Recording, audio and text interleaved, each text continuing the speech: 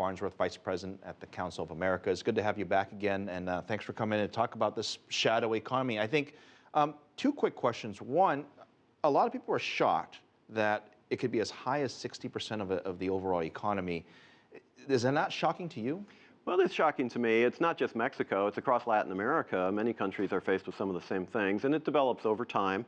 It's a traditional aspect of some of these economies, yeah. But it's very high, and in fact, it's higher than most people would initially think. And when I originally, thought about the shadow economy, I would think of sort of the drugs and all the things that we would normally associate with things not being counted, but it's actually much more than that, right? Yeah, another word to use could be informal economy, as opposed to a formal job that you might have in an economy where you pay taxes, where you have access to Social Security, where you have the protections of the state. The informal economy may be the small business person in a country like Mexico that doesn't have the same protections of the state, doesn't have the same necessarily willingness to pay taxes, doesn't have the same infrastructure needs, et cetera, but it's also the prototypical person that all of us have seen when we've traveled there is the child maybe at the street corner who's trying to sell you chiclets or whatever. That's informal economy too. It's a very broad sector. The country obviously would like to see a little more regulation, in part because, as you mentioned, they want to collect taxes. Yeah. The economy, this informal economy, doesn't want to pay all the taxes. How are they going to reconcile that? Nobody likes to pay taxes, but like death, they're inevitable, and countries need taxes to provide public services. Mexico is no different.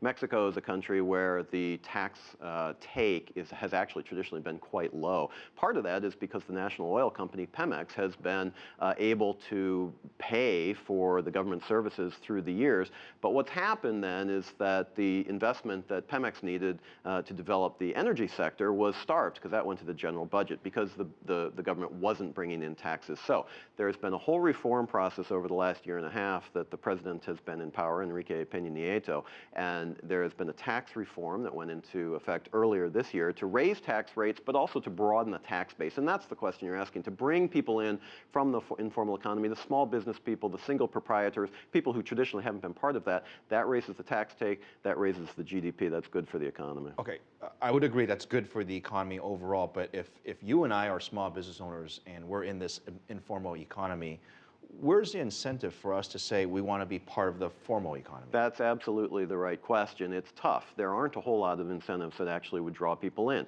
And the reason why is because you're paying directly to the state, but you may not be seeing the benefits of that directly. And the benefits come in the provision of public goods, infrastructure, streets, public safety, the military for national security. Some people may not see those directly, and so they might say, well, my life is actually better if I don't have to pay those taxes. That's a mind shift that has to take place. Now, another way to look at this issue is the fact that, okay, they're not paying taxes, they're part of the informal economy, and if you get caught, in America, you pay fines, you go to jail, there's all kinds of things happening. I imagine that's similar in a lot of other countries. In Mexico, if you're caught in the informal economy, what happens?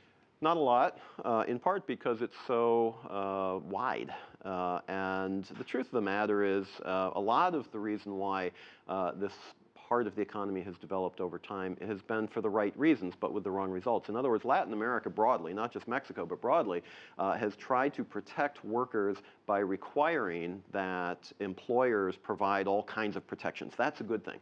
But what it does is it makes labor markets very inflexible. And so businesses and people who are job creators don't necessarily want to hire a lot of people, because then they have to pay all kinds of benefits and things that really make the cost of each individual worker Of course, if I'm a worker, you would want the benefits, of course, right? Absolutely. But the problem is, if you can't get that job, you can't get the benefits anyway. And so the jobs are not being created in the same way they would in a country perhaps like the U.S. with more flexible labor markets. So what happens is, in order to pursue that employment, you don't go to the formal economy with the company XYZ, you go to another company where maybe you don't have the same protections of the state, but you have a little bit more flexibility in terms of creating a job. Very quickly, is there one thing that the administration can do, or I should say, which one thing they should do, in your opinion, that would alleviate some of this? Or was it enforcing rules? Is there new rules to make? Well, I think it's a number of things, but certainly they're trying with the tax reform, and I think that's a very good step. Energy reform is part of that. That needs to be concluded.